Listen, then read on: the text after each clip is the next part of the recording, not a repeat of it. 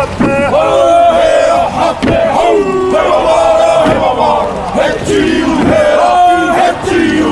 a huge honour and privilege to be here, supporting Grant and the guys to hopefully bring home the silver and bringing our haka culture to the world.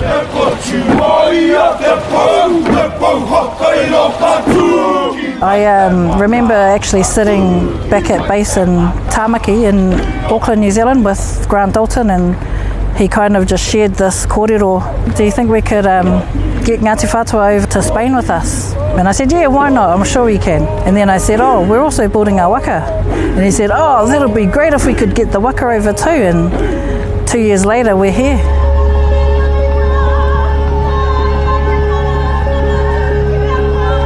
Being reunited with the waka here in Barcelona was very important for us.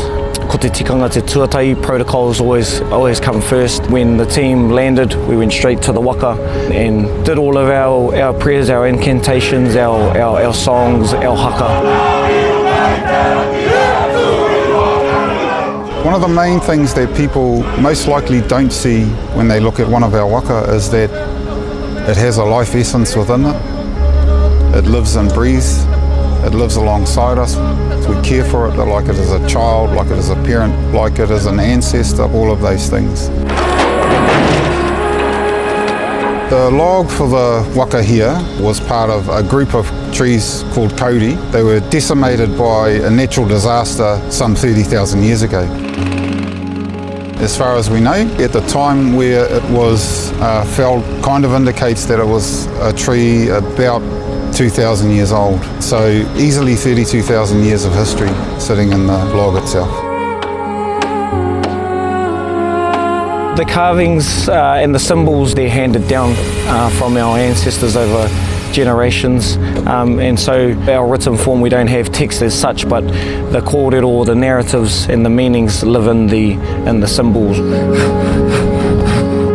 You see similarities in the marking of the skin with the markings of whakairo or wood carving. Each symbol has a meaning, and so when you line all of those symbols up, they tell a story if you know how to read them.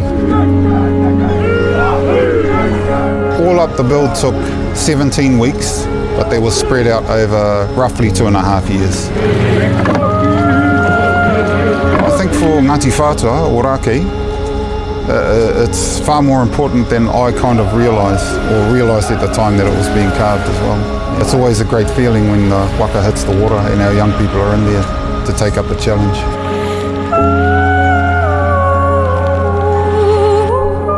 It's been 20 plus years since we've been on a waka taua on the water, so reigniting that knowledge base, sharing it with the next generations has been really important. We are very grateful and lucky to be exposed to this sport, to be exposed internationally.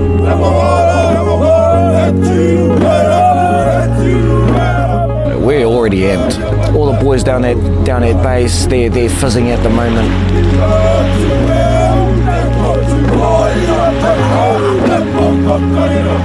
The waka in particular is a waka taua. Taua is I guess you could say, an army or a war party. And so on the day, we're bringing all of our cultural rituals, all of these things that are handed down to us from our ancestors to help elevate this campaign. We want to be doing that loud and proud, being able to just invigorate the team that are on Taihoro, to show them that we've got their backs, we believe in them, and we want them to give it their all just as much as we will try and send them off well.